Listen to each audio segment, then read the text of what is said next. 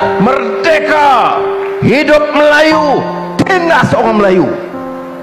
Hidup Melayu! Tanah Melayu kamu sapu! Hidup Melayu! Balak hilang! Bangsat semua! Ya. Betul. Orang kata anu tak kasar. Apa tak kasar? Kamu rompak tanah orang kita. Kamu curi harta mereka. Kamu kayakan diri kamu dengan anak-anak kamu. Tiap kes sebut. Tentera laut kamu sapu. Tentera darat sapu. Tabung haji sapu. Projek anak-anak miskin di Sarawak, elektrik untuk sekolah kamu sapu. Apa punya jenis manusia ini? Terima kasih. Ya, merdeka. Merdeka artinya bebaskan rakyat, bukan bebas diri kamu dengan segala kehebatan, segala kekayaan. Ini arti merdeka. Fakku rakhabah, membebaskan manusia daripada penindasan dan perhambaan. Potong subsidi minyak masak, naikkan harga ayam dan telur.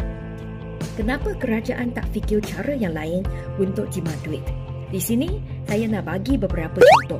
Pertama, kenapa tak kecilkan saiz kabinet? Saiz kabinet sekarang terlampau besar. Pada zaman PH, seorang menteri dan seorang timbalan menteri menjaga portfolio Kementerian Pendidikan Malaysia dan juga Kementerian Pengajian Tinggi. Sekarang, portfolio yang sama dijaga oleh 2 orang menteri dan 3 orang timbalan menteri. Bukan itu sahaja, portfolio yang dulunya dijaga oleh YB Yobi seorang, sekarang dijaga oleh 3 orang menteri. Wow. Sudah tentunya, kabinet sekarang adalah oversize. Cadangan kedua saya, batalkan kesemua kenaikan gaji ataupun allowance untuklah pengerusi GLC ataupun ahli lembaga perkara bergereka. Golongan B40 dapat bantuan tambahan sebanyak RM50 hinggalah RM100. Tetapi, allowance tahunan pengerusi FGV naik daripada RM300,000 setahun ke RM480,000 setahun. Adakah ini adil? Ketiga, batalkan pelantikan penasihat khas kepada Perdana Menteri. Walaupun mempunyai satu kabinet yang oversize, tetapi Perdana Menteri masihlah melantik penasihat khas dan gaji mereka adalah sebanyak RM27,000 seorang sebulan. Jangan sesekali mengguna duit rakyat untuk membeli sokongan. Rakyat jelata yang tak mampu memberi baju berbeari lagi memerlukan duit tersebut. Potonglah allowance menteri dan timbalan menteri, barulah adil sama-sama.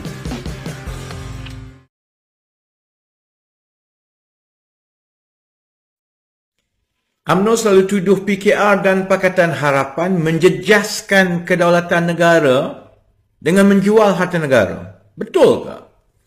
Terbaru, saya dedahkan projek kapal perang negara tergendala selama 10 tahun. 6 bilion telah dibayar tapi satu kapal belum lagi siap. Semakan saya berdasarkan sumber-sumber rasmi menunjukkan sekurang-kurangnya RM890 juta telah diselewengkan. Siapa Perdana Menteri semasa semua ini berlaku? Najib. Siapa Menteri Pertahanan yang beri surat lantikan dalam tahun 2011? Zahid. Siapa Menteri Pertahanan semasa kontrak rundingan terus tahun 2014? Hishamuddin. Semua pimpinan utama UMNO. Hidup UMNO, hidup Melayu, kata mereka. Wang kena sapu, kapal masih ditunggu, Melayu kena tipu.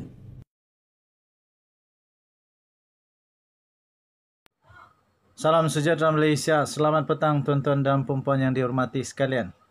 Pertama sekali, ada beberapa perkara yang saya tidak setuju, tapi ada beberapa perkara yang memang saya patut tanyalah. Betulkah anak Najib ini penipu, pembohong dan juga selalu kuat berlakon, berpura-pura, buat-buat cerita, minta simpati? Betulkah benda ni? Pertama sekali, saya memang sama-sama dengan netizen tetap tak setuju apa yang dilakukan oleh seorang doktor. Doktor daripada HKL. Didakwa seorang doktor dari HKL di mana dia hilang sabar, marah sangat sehingga memaki hamun anak Najib. Dia kata, dan dia mengaku bahawa dia sendiri yang cek darah Najib Razak. Dan dia kata, darah Najib Razak adalah normal. Tetapi yang tak baik, yang salah, yang melebihi batasan yang dilakukan oleh doktor ini apabila dia kata, aku sendiri cek darah bapa kau normal. ANJING. Itulah yang menyebabkan netizen marah. Okey, saya tak setuju dengan apa yang doktor itu buat. Tetapi pada masa yang sama, saya tak setuju kalau betul apa yang doktor ni cakap, saya tak setuju dengan apa yang Najwa buat. Apa yang Najwa buat pun tetap salah. Iaitu apabila dia kata tekanan darah bapa dia meningkat. Kejap di Malaysia Gazette. Malaysia Gazette cerita tentang Najib Razak. Okey, tuan-tuan dan puan-puan yang dihormati sekalian, kita cari beritanya tentang di mana doktor itu membuat pengakuan, ya. Ya, di Malaysia Gazette. Netizen mengecam kaki tangan KKM kerana memaki Hamuniana. Pertama sekali, saya kata tadi saya tak setuju. Kedua, apa yang Najwa Najib itu buat pun masalah juga. Saya tak setuju kerana ini pembohongan. Kalau betul kepada apa yang dilakukan itu. Okey. Apa yang terjadi ialah pada hari Isnin yang lalu, Noriana Najwa melalui Instagram story-nya memaklumkan bahawa doktor menemukan banyak ulcer dalam perut Najib dan tekanan darah bapaknya semakin tinggi dipercayai akibat pengambilan ubat yang dibekalkan. Kemudian alih-alih, tiba-tiba saja seorang doktor daripada HKL mengaku dia sendiri yang memeriksa tekanan darah Najib Razak. Dia kata, apakah bangang nak menipu? Aku sendiri cek darah bapa kau. Semua normal. NJING. Marah betul doktor ni.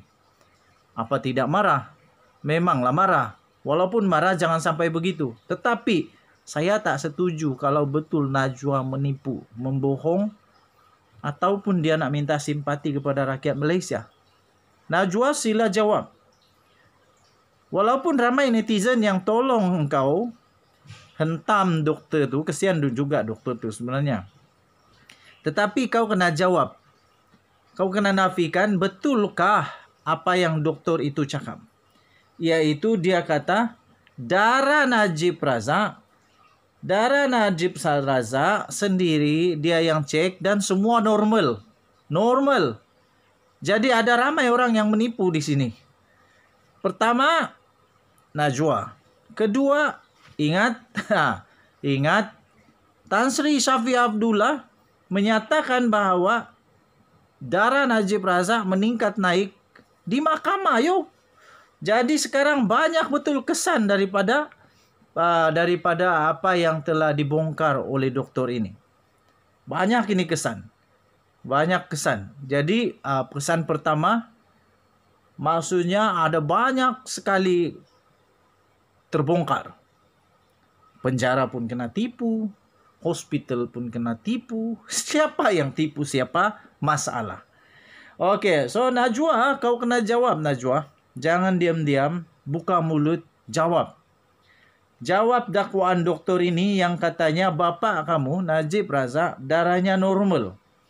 Jadi kenapa engkau pada hari Isnin yang lalu, seperti yang dilaporkan oleh banyak berita, engkau berkata pada hari Isnin yang lalu, melalui Instagram story kamu memaklumkan bahawa kononnya doktor menemukan banyak ulcer yang baru dalam perut Najib dan tekanan darah bapa kamu, iaitu Najib Razak, semakin tinggi dipercayai akibat pengambilan ubat yang dibekalkan. Tapi rupa-rupanya doktor yang cek darah bapak kamu itu, kalau betul lah dia yang cek, dia kata bapak kamu punya darah itu normal. Jadi kamu kena terangkan kepada rakyat Malaysia, kami mau dengar apa kamu punya hujah, apa alasan kamu, kenapa kamu cakap bohong, kenapa kamu tipu, kenapa kamu tak cakap benar. Nah, ini masalah lagi nih. Khairi Jamaluddin pun kena jawab nih. Khairi Jamaluddin pun kena jawab. Sebab Khairi Jamaluddin ada buat jawapan, ada buat komen, dia ada buat ulasan, dia ada membuat kenyataan berkenaan dengan ubat Najib Razak yang didakwa meningkatkan tekanan darah Najib Razak. Seolah-olah memang betul bahawa Najib Razak punya tekanan itu memang naik. Tapi doktor ini kata normal. Jadi banyak orang akan kena kali ini. Banyak orang yang kena jawab benar nih. Doktor ini mungkin kesilapan dia ialah dia bongkarkan perkara ini kerana dia marah. Tetapi mungkin dia tidak sedar apa yang berlaku. Yaitu ramai orang akan kena jawab. Mahkamah perlu jawapan. Rakyat perlu jawapan. Siapa lagi? Kementerian Kesihatan Malaysia perlu jawapan. Tapi mungkin Kementerian Kesihatan Malaysia tahu. Tapi yang pasti, masalah kepada doktor ini kerana dia melanggar tata tertib kedoktoran, profesion kedoktoran, iaitu perlu menjaga kerahsiaan, perlu menjaga banyak perkara lah tentang pesakit, kena sabar. Tapi kali ini dia kurang sabar. Mungkin sudah habis sabar lah. Saya pikir dia sudah habis sabar, sudah lama bersabar, tapi akhirnya tak mampu lagi untuk bersabar. Denyut nadi suara rakyat terus bergema di channel ini. Kamu jangan lupa tekan butang subscribe, like dan share. Komen banyak-banyak. Kasih share banyak-banyak supaya Noriana Najwa Najib jawab soalan daripada doktor itu. Kita jumpa lagi. Bye-bye.